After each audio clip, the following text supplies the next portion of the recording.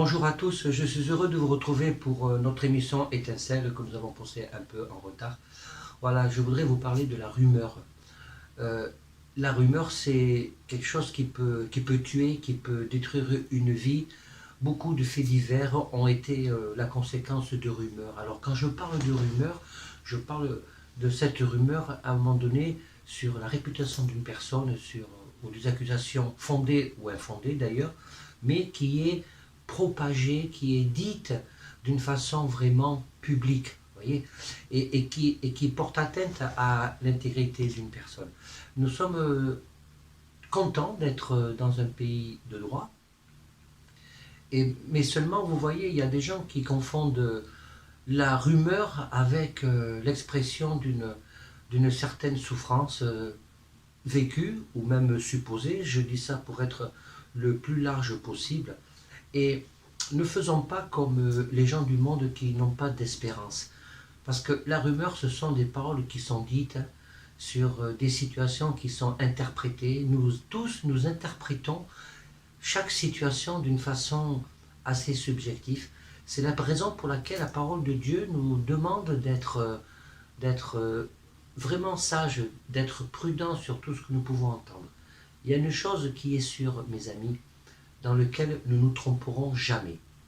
C'est la prière, c'est cette façon de se tenir devant Dieu. C'est aussi une façon d'entendre la souffrance des uns et des autres sans émettre forcément une opinion. Parce que parfois, lorsque nous émettons une opinion sur une situation donnée, quelle qu'elle soit, eh bien, on peut être malgré nous à l'origine d'une rumeur qui est propagée, et j'insiste sur le fait public. La Bible est claire à ce sujet-là. Dans Proverbe 21, chapitre 21, verset 23, « Celui qui veille sur sa bouche et sur sa langue préserve son âme des angoisses. » Celui qui veille sur sa bouche et sur sa langue préserve son âme des angoisses. Alors ça, c'est très intéressant.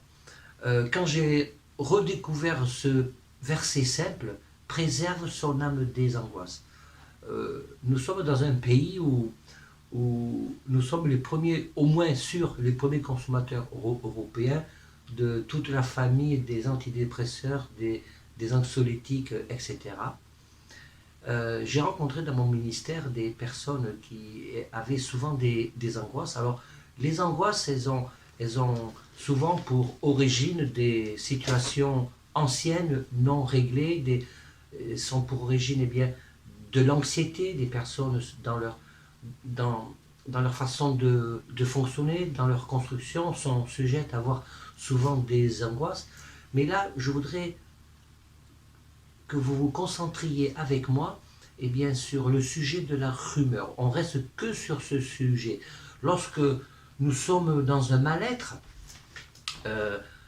on doit pouvoir explorer toutes les hypothèses et toutes les solutions pour essayer de chercher la racine. Et quand je lis ce verset, « Préserve mon âme des angoisses », celui qui veille sur sa bouche préserve mon âme des angoisses. Voilà en définitive une piste, une raison qui pourrait être à l'origine peut-être de ton angoisse.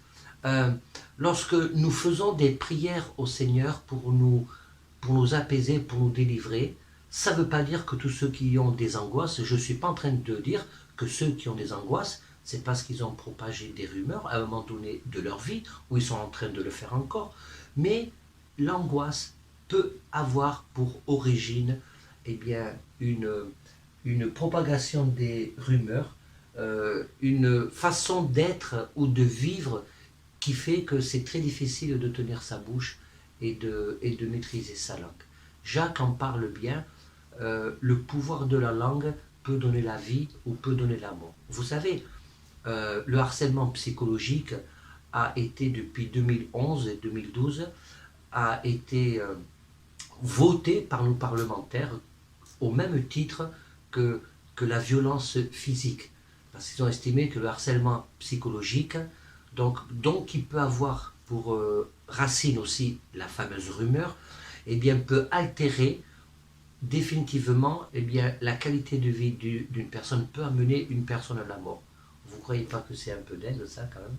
Que des gens qui ne connaissent pas Christ eh bien, fondent des lois qui sont en réalité conformes à ce que nous dit la parole de Dieu, lorsque la parole de Dieu nous parle du pouvoir de la langue. Il y a un autre verset dans Proverbe 18-21, la mort et la vie sont au pouvoir de la langue. Quiconque l'aime en mangera les fruits. La mort et la vie sont au pouvoir de la langue. Nous avons besoin de demander au Seigneur d'avoir cette sagesse. Nous avons besoin de cette sagesse du Seigneur. Parce que si nous ne prenons pas garde aux paroles que nous prononçons, alors dans nos vies, nous ouvrons la porte à l'ennemi. Nous permettons à l'ennemi de déposer des graines. Vous savez, quand l'ennemi de nos âmes dépose des graines parce qu'on a été imprudent dans nos paroles, parce qu'on a été imprudent, on prend tout peut-être pour argent comptant quand on nous parle d'une personne ou d'une situation. On ne prend pas la peine de réfléchir ou de prendre du recul. Et je voudrais vous interpeller aujourd'hui, vous poser une simple question. Lorsque tu entends ou lorsque tu reçois une information d'une personne ou d'une situation, quelle est ta première réaction? C'est de la recevoir comme une vérité absolue, sans preuve? C'est de la recevoir comme une vérité absolue, ou simplement d'entendre, de prendre du recul et de te mettre devant le Seigneur? Pourquoi es-tu obligé, quand tu entends quelque chose, d'aller de suite le répéter, fût-elle à ta meilleure amie ou à ton meilleur ami? Voilà ce que j'ai entendu, qu'est-ce que tu en penses? Pourquoi es-tu obligé de toujours faire ça? Dans mon ministère pastoral, bien évidemment, j'ai reçu des personnes avec mon épouse, de personnes qui ont vécu diverses difficultés, plus graves les unes que les autres, plus profondes les unes que les autres. Et l'attitude qui convient, c'est d'entendre la souffrance, de se mettre devant Dieu et d'accompagner la personne. Et il n'est pas de ma responsabilité, donc en tant que pasteur, de dire dans un premier temps si c'est vrai ou si c'est pas vrai. Mais vous savez, quand une personne exprime une souffrance, quelle qu'en soit l'origine de la souffrance, eh bien, je vais vous dire une chose, soit par la formation professionnelle, pour pouvoir savoir écouter les gens et déterminer si les gens disent vrai ou pas, et puis soit par aussi, eh bien, il y a l'Esprit du Seigneur qui nous guide, et lorsque j'entends une information, eh bien, je me mets devant le Seigneur, et ma priorité, c'est d'être à l'écoute et d'accompagner la personne qui souffre. Voilà. Et ce n'est pas parce que j'accompagne une personne qui souffre, dont je suis le détenteur de secrets, que je vais le propager publiquement. Vous voyez, et il ne m'appartient pas de juger l'autre personne qui est à l'origine de la souffrance qui m'est exprimée.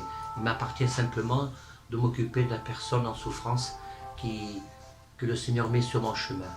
Je pense, frères et sœurs, que nous devons réformer certainement notre façon de faire, notre relation à l'autre, pour ne pas être à l'origine de propagation de rumeurs, parce que effectivement, la rumeur tue. La rumeur tue. Mais la rumeur peut mettre des gens vraiment dans des situations complètement inextricables. Vous voyez, et la rumeur peut aussi te mettre dans des situations complètement inextricables. C'est-à-dire dans des situations dans lesquelles, à un moment donné, tu ne sais plus t'en sortir. Nous ne sommes pas du monde, mais nous sommes dans le monde. C'est ce que disait Jean. C'est ce que disait Jésus dans l'évangile de Jean, dans sa prière sacerdotale. Je vous encourage vraiment à considérer ces paroles, parce que c'est quelque chose qui est vraiment un poison, qui peut être un poison dans le peuple de Dieu. Nous sommes appelés à être des gens de foi. Et je vais terminer par ça, en disant que si nous sommes des gens de foi, l'expression être des personnes de foi, être des hommes de foi, être des femmes de foi, cette expression, vous voyez, ne doit absolument pas être réservée à ceux qui prêchent l'évangile, au ministère en vue, aux pasteurs, aux anciens, aux enseignants. En tant qu'enfant de Dieu, né de nouveau, si nous sommes le temple du Saint-Esprit, eh bien automatiquement tu as le statut d'être un homme, une femme de foi. Et à ce titre, le Seigneur attend que nous soyons à la hauteur. Voilà. Que le Seigneur puisse réformer nos cœurs dans cette façon de voir les choses, dans la façon dont nous utilisons notre langue, dans la façon dont nous utilisons nos pensées. Ne soyons pas comme les gens du monde. Soyons de ceux qui mettent un véritable barrage à tout ce qui peut être rumeur, fondée ou infondée d'ailleurs. Que chacun puisse rester à sa place. Parce que le Seigneur, si nous proclamons que le Seigneur est au contrôle, alors laissons-le vraiment au contrôle. Soyez bénis et je vous dis à une prochaine fois. Et merci de votre fidélité dans notre émission Étincelle.